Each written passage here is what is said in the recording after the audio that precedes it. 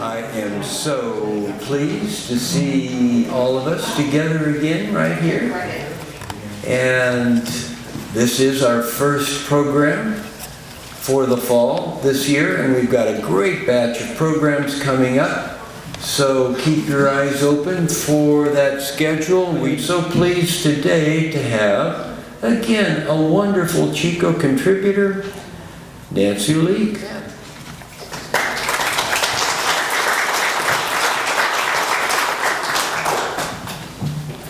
Hello. Well, it's really nice to be here. And it's nice to be in the first in this series because the museum has a wonderful lineup of speakers this year. So I'm very happy to be starting it off.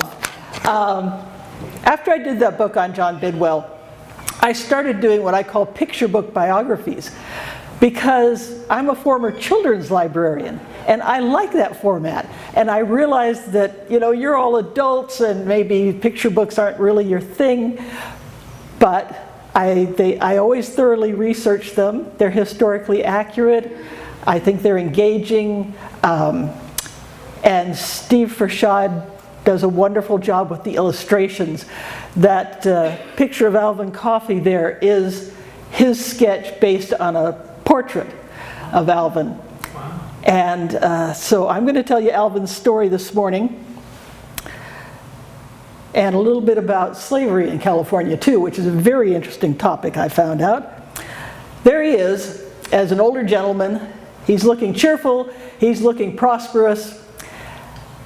And at this time, when that portrait was done, he was farming in Tehama County.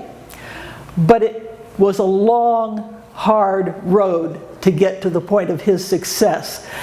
And if you look carefully at his vest, you'll see he's wearing a very large badge.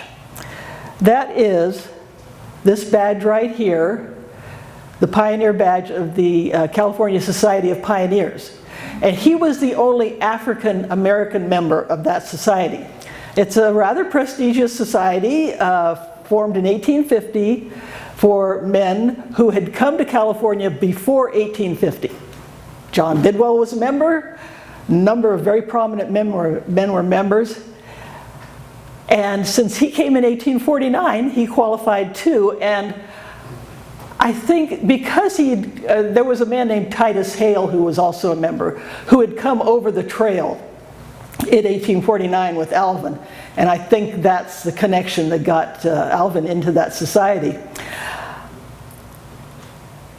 Most of my research came from this book, The Tortuous Road to Freedom, by Jeanette Molson, who's great-great-granddaughter of Alvin Coffey.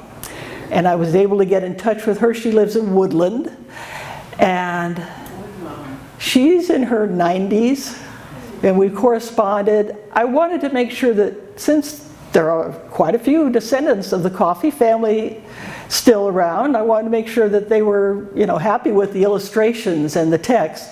So I did use her book, and then my book is the other one, and of course the museum has copies of that for sale. He was born a slave in 1822 in Kentucky.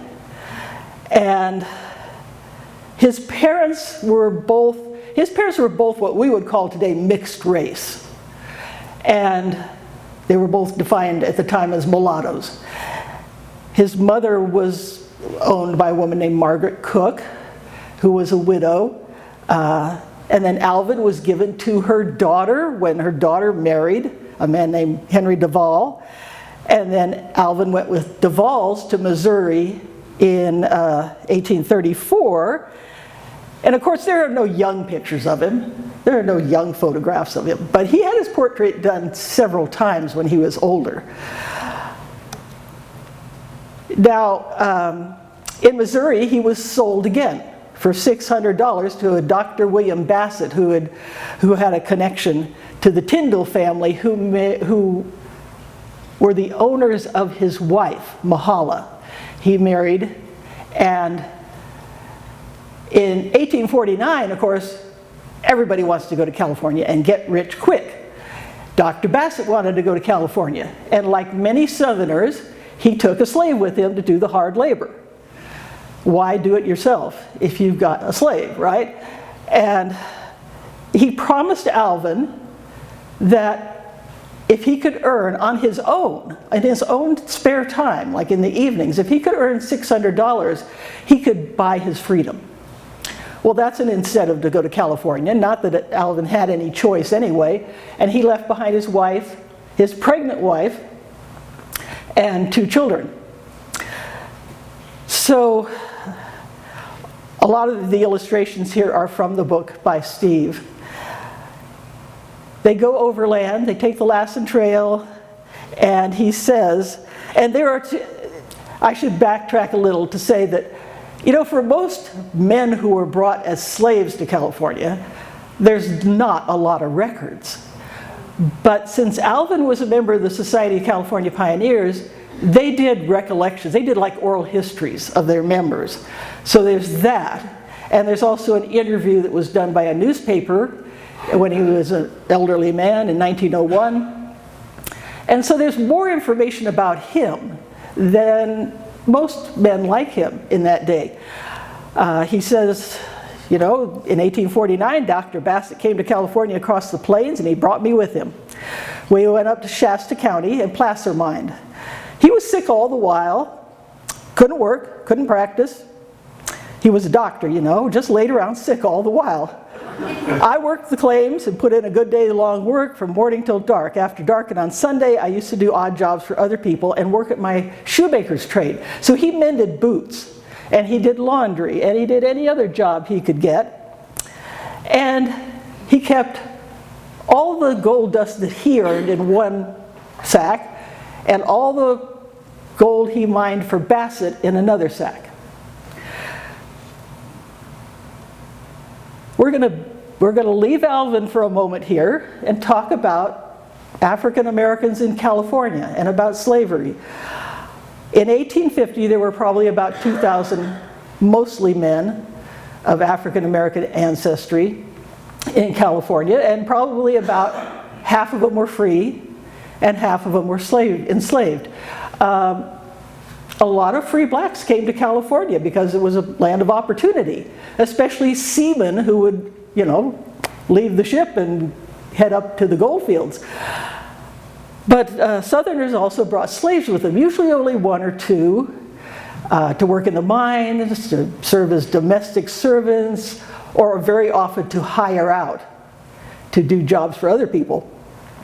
And it wasn't uncommon to have an arrangement like Alvin's, to tell them, you know, you earn so much money, you can buy your freedom, or you work for a year for me and I'll give you your freedom. And sometimes those promises were honored and sometimes they weren't. Was it legal to bring an enslaved person to California? Because the California Constitution stated that neither slavery nor involuntary servitude, unless for punishment of a crime, shall ever be tolerated.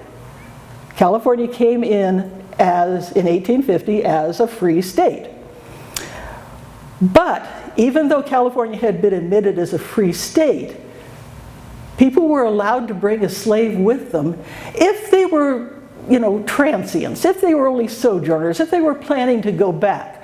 Well, everybody was planning to go back. Everybody was planning to get rich and then go back to wherever they came from.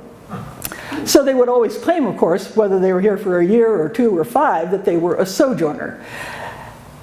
And of course that was interpreted rather flexibly. But as part of, as you probably know, as part of the Compromise of 1850, when California was admitted to the Union, to pacify the southern element, the Fugitive Slave Act was passed. And this greatly strengthened the already existing fugitive slave law. And it required escaped slaves upon capture to be returned to the slaver, and that officials and citizens of free states cooperate in apprehending escaped slaves. Well, this didn't sit well with a lot of Northerners back east, because all of a sudden even ordinary citizens could be compelled under penalty of fine to cooperate in apprehending escaped slaves. And even people who were okay with slavery in the South didn't particularly want to have to do that. So, I'm going to tell you a little bit about a young man named Frank. Frank was brought to California by his owner as he was enslaved in 1851. In 1850. He was working in the mines. In January 1851, he escaped. He left. He went to San Francisco, and for a couple months he was in San Francisco, probably being harbored by free black citizens. And then his owner caught up with him, captured him, had him imprisoned on a steamship, ready to take him back to, I don't remember where they were from, Missouri, Texas, someplace like that. And in all these kind of cases, the free black citizens and sympathetic anti-slavery whites would rally around to try and defend somebody like this. So they got a writ of habeas corpus for him, had him brought before a judge, and during the hearing, Frank admitted that he had been a slave in Missouri. It was Missouri, I believe. He had been a slave. But the judge would not admit his testimony because blacks were not allowed under the law to testify against whites. And Mr. Calloway, he's the slave owner, Mr. Calloway did not really have any proof that Frank was his. So the judge let him go. The judge let him go free. Well, that sounds great to me, but this did not sit well with many of the Southerners who were in the California legislature. So they, in 1852, April 1852, passed a California Fugitive Slave Act. Because in Frank's case, the judge had said, he didn't cross state lines. He was brought to California. He didn't escape to California. He escaped within California. So it doesn't apply to him. He said the federal law didn't apply to Frank. Well, so the legislature says, okay, we'll make it illegal to run away within state boundaries. And that law had a 12-month limit, but it was renewed every year for 3 years. So it lasted till April 1855. And so, you know, slavery is this rather complicated and ambiguous topic in 1850s California. There are a couple other interesting cases, because the first test case of the California Fugitive Slave Act were three men, Robert and Carter Perkins and Sandy Jones. They were brought to California in 1849 by a man who was their owner, C.S. Perkins, Charles Perkins, and they worked at gold mining. And if you read this little article on the side, it does say they were brought from Georgia. It was actually Mississippi. On their promising faithfully to work a stipulated time for their masters, on the expiration of which time they were to be set at liberty. Mr. Perkins decides he wants to go back to Mississippi, so he does, and he turns the men over to a man named John Hill, and he's got them working for him until November, and then Hill says, okay, you've served your time, you're now free. And they started running their own business. They were mining, they were doing pretty successful. But when Mr. Perkins, Charles Perkins, comes back to California and realizes there's now a law that can enable him to get these men back into his power, he had them arrested as fugitive slaves and claimed that they were fugitive slaves. And the problem, of course, that fugitive slaves always had was it was their word against the person who claimed to own them, and their word didn't count.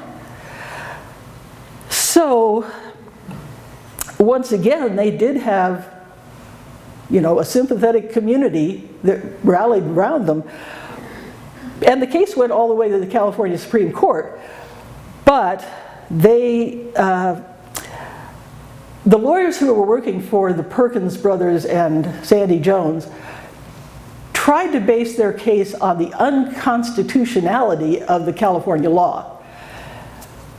They were unlucky enough to have two Supreme Court justices who were both Southerners. They were not sympathetic to that argument. So they had the three men re-delivered into the custody of the man who owned them. And he put them on a ship and back they went. But there is a happy ending to this story, a somewhat happy ending.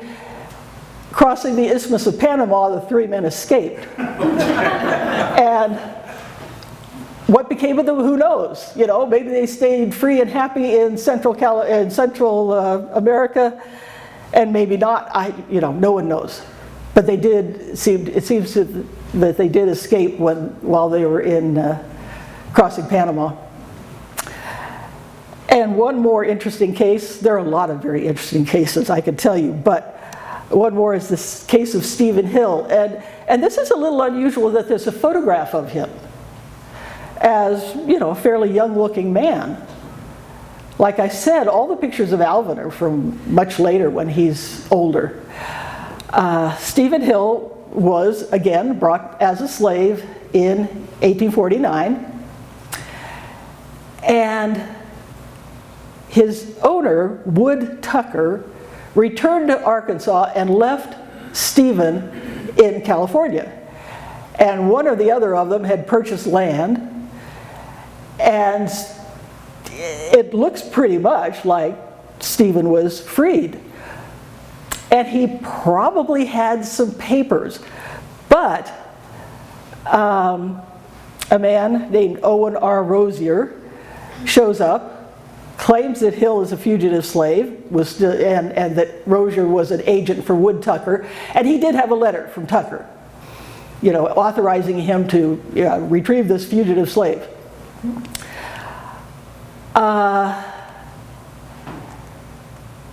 If he were really, you know, a fugitive slave, if he didn't think he was free, then he probably wouldn't have stayed in Sonora on the land that they had. But when he was arrested, whoever arrested him went through his cabin and, you know, rifled everything and probably took whatever papers he had. So he had no proof.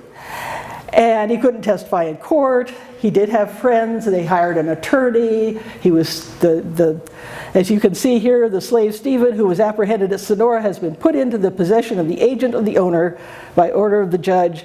And he too was imprisoned on a steamship in Stockton to be taken to San Francisco and then back to the South. But and it is interesting, in this article where the ranch is for sale, this is in July, this is well before it's gone to court. And Rosier, claiming to be agent for Stephen Hill, is selling his ranch. But his friends, the night before, got Rosier drunk and freed Stephen, and he escaped. And he was never captured again. We don't know what happened to him either. You know, probably he changed his name, he lost the land, and he had made improvements on that land. But he lost all of that, but he did escape and off he went. And Mr. Rosier went to the newspaper, claimed that Stephen had stolen his gold watch and $400, a draft for $500. Well, that was probably from the sale of the ranch, so you can hardly blame him for that. And who knows whether he was telling the truth anyway. Let's see. There are several other really interesting cases. The most famous is Archie Lee, which comes after the expiration of the California Fugitive Slave Act. There's still another case, the Archie Lee case, but that one is so complicated. He had to go to court 4 times that I'm not going to tell you that long story. Get a drink of water instead. Because we do want to get back to Alvin. Oh, but this is really interesting because this only showed up. This only showed up a week ago. That's why I have to say that it was a Facebook posting on Butte County Pictures and Information Facebook page. It's very unusual to find any record in the newspapers of the buying and selling of slaves in California. It just wasn't usually advertised. They didn't have to advertise it. And this is a case in point. This is actually from the 1917, oh, I didn't put that on here, but it's from 1917, the Chico record. A Miss Ella Olson was researching over in the county records, and she found this record of the sale of 2 slaves at Bidwell Bar. They were miners, they were gold miners, and they must have been very good, hard-working men because they sold for $2,400 each. And that's, the average price was more in the $1,000 range, but there was a lot of toleration for this, in spite of, you know, California being a non-slave state. Now we'll get back to Alvin's story. So Alvin and Dr. Bassett go up, and the group of men that they had come overland with, go up to what was called Redding Springs, which is now where Shasta State Historic Park is, this old city of Shasta. And they go up there to mine, and they're doing quite well. And he says that by and by the doctor didn't get any better, and so he wanted to go home. In the spring of 1851, he wanted to go back to Missouri. And I poured out his sack in one pile on the table in one place, and it weighed out $5,500. And that's that's at $16 an ounce. And I poured my sack out in another place on the table, and it weighed a little over $600. I didn't say nothing to him about it. He knew it was mine, and just how I'd earned and saved it after paying all the camp expenses. So I just watched to see what he'd do. And when he'd weighed it out, he just swept it over into the other pile, and I knew he'd taken that too for his own. So what should Alvin do at this point? Well, of course, you want him to knock him on the head and take the money and run. But he has a wife and children back in Missouri. And they're basically hostages to his obedience. So he says, I didn't say anything. If I'd run away, there would have been plenty to help me and protect me, which I think is an interesting statement. He had made a lot of friends. The men that he came with over the trail, the people he'd met in California, he had a lot of friends. But I just acted peaceably and helped him about getting ready to go away. And one day we went aboard the Panama steamer, went home by way of New Orleans and the Mississippi River. And there's supposed to be another picture there, and it didn't show up.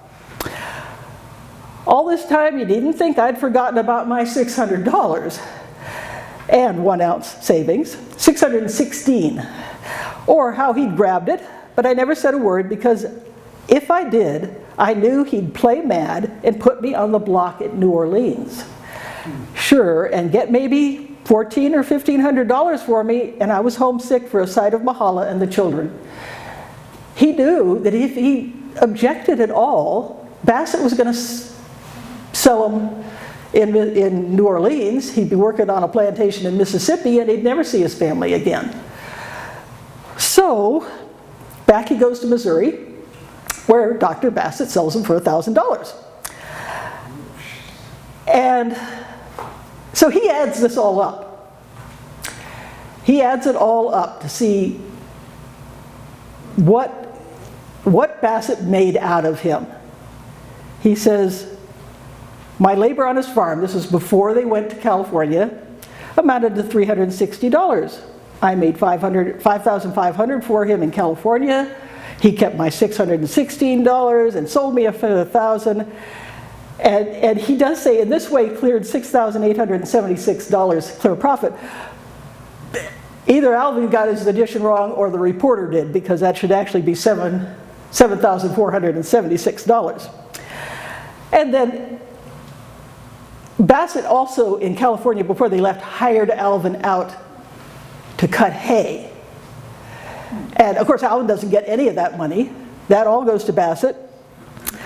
So it all totals up to almost $10,000, $668.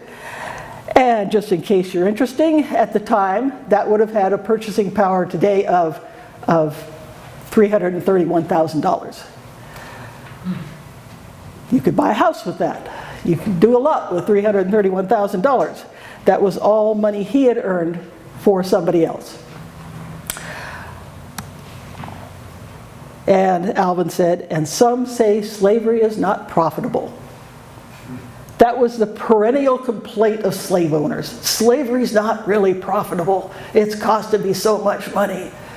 But Alvin would have said to the contrary. Yes, before he starts back to California, he gets back to Missouri. Bassett sells him for $1,000, but he does sell him to the Tyndall family, and the Tyndall family is the owner of his wife and children. So that keeps the family together. And after 3 years, he persuades Nelson Tyndall, the son of his owner actually, to let him go back to California. Another Tyndall brother, Ben, was planning to go to California. He said, if you let me go, I could earn enough money to, buy myself from you. And he said, I talked really persuasive. And he talked him into it. And he was allowed to go overland again, second time, his second overland trip. And back to Shasta County, back to mining, or any other job he could find. He was working really, really hard. After a year, he had earned $1,000. He took advice from a lawyer, and the lawyer said, don't send the money first. Tell him you have the money, send for your papers. When you get your papers, then send the $1,000, which is exactly what he did, because there were men who had been cheated out of that, as you could imagine. So he got his deed of emancipation, and there it is. That's his deed of emancipation. It describes him as a bright mulatto with gray eyes and bushy hair, heavyset, weighing about 180 pounds, about 5 feet 10 inches high, scar on the left cheek. So he's 34 years old at this point. And he has his deed of emancipation. So he's a free man. What does he do at this point? He goes right back to work. He goes right back to work because now he has to earn the money to buy his wife and children. And he says, in August 1857, I had $3,800 more. He goes back again, he probably went by steamship, back to Missouri, pays for his wife and children, and says, but we stood up under God's clear sky, free at last, thank him. So the whole family is free at last. And this is another one of Steve's illustrations. And at this time they have 5 children, and the 2 oldest daughters, Mary and Lavinia, this is very interesting. He's going to go back to California. They're going to go back to a free state. But the 2 older girls, none of these children have ever been to school. They have no education. And he takes the 2 girls to Canada to live with his mother. At some point, and nobody knows how or why because nobody recorded it, somehow his mother had escaped from slavery in Kentucky and gotten to Canada. This is one of those Underground Railroad stories, but she was living in Canada. He took the 2 girls up there, and they were there for 3 years so that they could go to school. I think because Alvin and his wife Mahala really had no idea what opportunity there would be for education in California. I mean, he'd been there. He knew there were no schools at that point, especially schools for colored children. So, just one moment. So he takes them up to Canada. They're there for 3 years. And he and the rest of his family come out to California.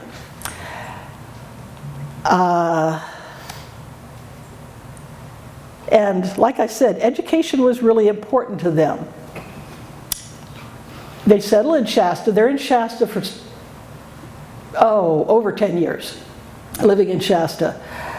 And in 1865, I don't know how well you can read this because this is a copy out of a book and it's really blurry, but his is the second name on the line there. It says ALVIN Coffee, parent, and he has, I think it says 5 children, because of course they had 3 more children born in California, and they're petitioning for a school for black and Indian children because they weren't allowed to go to school with the white children.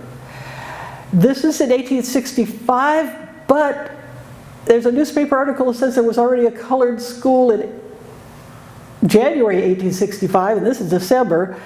I'm not sure at what point they were able to get a teacher for their children, but at first the school was held in the coffee home.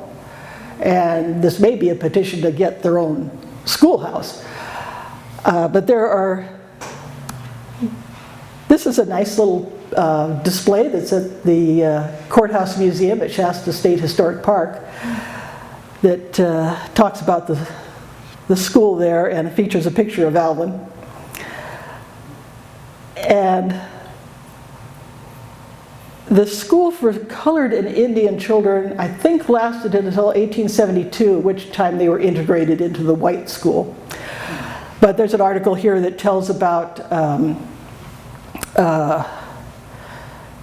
a supper and ball that's held to raise money for the school, and a phrenological lecture, which is, go there, get your bumps felt on your head and find out, your personality and what occupation, and that would have been a popular item, 50 cents admission, raising money for the school. And a couple other items about the school in 1866 and 67. But exactly what happened between when they got there in the fall of 1857 and the start of this school in 64, 65, were they educating their children themselves or what? I'm not sure. In 1860, he does go back and get the 2 girls. There's always these gaps. You want to know, you want to fill in the gaps, and they're just, you don't know for sure. Alvin could read and write, and I don't know when or how he learned to read and write. His wife could not. That shows up on census records. Census records are always fun to look at. In 1860, they're living in Shasta. He's at the top of the line there, and he's listed as a laborer because he's still mining at this point. And it has 4 children listed. It's 4 boys. The youngest of those had been born in California. Then in 1870, he's at the end of one page, and the rest of the family is the beginning of the next page, but now he's a teamster. And he had worked as a teamster for the U.S. Army during the Modoc Indian War. So, that's another one of his skills. He's a teamster. He's listed as a teamster on this one. And this one does, I don't know whether you can see the columns, but there are columns that tell you whether the person can read or write or not. And he could and she could. Don't know how he learned to read and write. Except he was an intelligent man. And then by 1880, they're in Tehama County. Because in 1871, I believe, they moved to Tehama. He bought a farm. And I took a trip up in Tehama County to look for where his farm was. Of course, there's no buildings there that belonged to the family anymore. The land doesn't belong to them anymore. But it was on Elder Creek. It was a nice spot. You can see there. That's a view of the Coast Range, looking west. And he raised hay, he raised turkeys, and then Mahala, his wife, that's the only picture there is of his wife. And you can see that as a younger woman, she was probably quite pretty, but now, she's an old, frowning woman, and it's hard to see that. But she died in 1891, and then he lived until 1902. In the last couple years of his life, I believe after he'd lost the farm, he went to live in the home for aged and infirm colored people in Oakland, which was something I think he helped to start it. I think he invested in that, so to speak, and he lived there for the last couple years of his life. And then when he died, his body was brought back to Tama County. They're both buried in the, and the pictures are, oh, I had pictures of their gravestones, but they're not showing up. There's hers. Oh, okay. There's hers. It says Wahala Tyndall across the top, and it does say that she came to California in 1857. And then his original gravestone, I was told by the cemetery manager, his original gravestone, which must have kind of matched hers, has disappeared. Whether it was stolen or broken or destroyed in some way, who knows? But he has so he just has that marker. And I just found this such a fascinating story. A story about a man, filled with determination to get freedom for himself and his family, to get out from under the yoke of slavery. And he was successful in spite of all the, the roadblocks that were put in his way. So I enjoyed writing the book. I enjoyed doing the research, because I always do enjoy doing research. And that is the story. The book's for sale back there, if you want a picture book about ALVIN Coffee. And now I'll answer any questions you have. Yes? You said he lost the farm. Yes, evidently he had loaned money to a friend who was unable to pay him back, and that was the reason he lost the farm. Yeah. Don't make a bad loan. Any other questions? Yeah, Liz. How did the family end up in Woodland? Well, families move around. His great-great-granddaughter does live in Woodland, and there are other descendants in California and probably other places too. I don't really know. But Woodland's not that far away. Jeanette worked for many years for the state of California. Oh, the one that you know. Yeah. She's the one who lives in Woodland. Yeah. I don't know that there's any family that actually lives like in Red Bluff anymore. Yeah. How did you happen to get involved in this project? Oh yeah, I didn't. And I told Karen I was going to tell you how I heard of this story. Well, good old Facebook. I follow the Society of California Pioneers because I've done research there before. They have a really good collection of materials. And they are now located at the Presidio in San Francisco. But I'm following them on Facebook, and last February of 2021, being Black History Month, they put up a post about ALVIN. And I'm going, oh, that's interesting. I'd like to know more about that. And so I sent away on Facebook for Jeanette's book, that one, The Torturous Road to Freedom. And she and her research partner, Yul Blansett, really did a very thorough job of digging up anything they could find on the family, including a lot of genealogy going back and tracing slavery.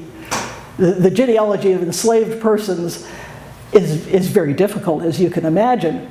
For instance, I went online, I was looking at some, like those census records, but I found a slave record for, I guess it was 1850. No, it was Nelson Tyndall listing his slaves. It doesn't give any names though. It says he has 17 slaves, they're this such an age, male, female, but it doesn't give any names. Why would you care about the names, right? So doing that kind of genealogy is quite difficult, but they did a very thorough job. It's a self-published book, but it's everything you could ever want to know about the Coffee family. And that's how I got started on that story. Yeah. Have you had a chance to do this presentation to any African American groups? Not yet. Not yet. Maybe the AME Church? Yeah, yeah, no, it would be interesting to do that, yeah. Paul, did you have a question? Yeah, I know Bidwell, I was thinking about Bidwell. I know he was real pro-union and anti-Confederacy. Oh, yeah, yeah. If slaves were being sold at Bidwell Bar, what were his feelings about that? Have you seen anything? Oh, that's an interesting question. Of course, by the time that happened, he may not have actually been there physically anymore. He would have been down here on Rancho Chico. He wouldn't have approved of it, I know that, but we would have probably also wouldn't have had any say in it. True. Yeah, so that's as much as I think I can say about that. Okay. Interesting question, though. Sounds like some of that happened before California became a state, so. Yeah. Yes. As a matter of, I don't remember the date on that particular item, but it could have been 1849, which was before it was even a state. Although, I mean, when California was part of Mexico, Mexico had already outlawed slavery. So the slaves used to escape to Mexico too. Any other questions? Can I ask you another one? Yeah. It's really an interesting story about how the black and Indian school was integrated into the white school at that time. Do you know how that happened? Not in detail. I know the Bidwells, for instance, ran a school for the Indian children on the Rancheria until they persuaded the Chico school system to allow Indian children to be regular students. Because at first they weren't, but I don't remember the date on that. There's a question back there. I was just wondering when he was adding up the money, and he said it was the wrong number. Was it possibly because he had subtracted the $600 that the first owner had paid for him? Because it seemed like that was the difference between the number he gave and the number you had. Maybe you're right. I didn't think of that. We didn't hear the question. Oh, she said, when the calculating the cost of slavery, when it didn't add up, I thought, well, somebody made a mistake there. But she's saying, well, that's $600 less. So she's taking out the $600 that the original cost. Yeah. Okay. I have a quick question. Is your book, what grade level is your book aimed at? Sort of, well, I'm always thinking of fourth graders because, they do California history in fourth grade. I actually originally got started on this because I'd done this book on John Bidwell, and a couple third grade teachers said to me, well, we always take our students to the mansion, to tour the mansion. What I really need is a picture book I could read to them. And I thought, oh, I like picture books. That's a great idea. I'll do that. So I did the John and Annie one. And I thought, well, I like this format. So I kept doing it. Now, I'm not sure this is really a book for third graders. This is a book for, fourth, fifth, and so forth. I realize it's kind of an odd fit in a way, because it's a picture book, but it's not a picture book you're going to read to a 5-year-old. It's aimed mainly at the fourth grade and up level. Yeah. Would you tell people about your blog, Goldfields? Oh yeah, I have a blog. I don't always get around to the blog, but I post once or twice a week, and it's just called Goldfields, all one word, goldfields.com. And it's on the books. And I write about California history there, Northern California history, but mainly just anything I run across that sounds interesting. Like the thing about the Chinese temple and trying to save it from the flood. I'm going, oh yeah, shouldn't that be in the local paper? Maybe I ought to go looking for that. I know you've already done that though, so. Still haven't found it? Still haven't found it, which seems odd. So does Bidwell mention it in his diary? I'll have to go take a look at that, But it had to be in the paper, because how would the LA Times have picked up? How would they have picked it up? Yeah. I'll find it. But yeah, I do have a blog where I write about California history. Anything else? Were there, oh, sorry. Yeah, go ahead. So were there, well, aside from the two that were sold, two or three that were sold, were there other Butte County pioneers that you know of that brought slaves with them? Not that I know of, but of course there could have been, and there, especially in the 1849 to 1852, 3 or so, there's so much coming and going back and forth between the different gold fields, between, going back to the States. People only would come for a year, they'd come for 2 years, they'd go back, they'd come back. Not very many people actually settled down. In fact, that was one of those cases I was talking about. Oh, I think it was the case of Frank. Another thing about his, or was it? Anyway, one of them said, the judge said, well, you say you're a sojourner, you say you're just here transient, as a transient, but you started a school in Sacramento, so that indicates, that you were planning to settle here permanently because you started a school. And, but he's saying, oh no, I was planning to go home to Mississippi or wherever. So there was so much of that moving around. That's why it's hard to find people in the census too. They were here for a short period of time, but the census didn't catch them. Yeah. I was just wondering, because I was trying to remember when the canal was built, and it was way after this, so Yeah. all these people going by steamship, they would go down to Panama and then go overland and then take a different road back to the south? Yes, yes. If you would, people did go around Cape Horn, but that wasn't near as common as going across the Panama route, in which case you'd get on a ship in Boston or New York or New Orleans or Galveston, and you'd go to the eastern side of Panama, up a river as far as you could go, and then usually by mule train over the ridge over to the other side, and there you'd wait for a ship to take you to San Francisco. And of course, some people waited a long time on the western side to get a ship because the ships were going to San Francisco, but they weren't necessarily coming back until things really got well established.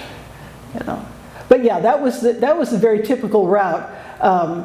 If you couldn't afford a steamship ticket, and if you lived in the Midwest, say, you might go overland. But that took 5 or 6 months, whereas you could go by ship in probably 2 months. Or less. Hopefully. Yeah, 6 weeks. Yeah. Yeah, there's just lots of fascinating stuff in California history. So thanks. If you want a book, I'm here. The only thing is that I got myself somehow double booked today, and I'm also supposed to be in Tehama County at their History Jubilee. So as soon as I'm done here, I'm off to Tehama. So yes, Victoria. Oh, you can get it.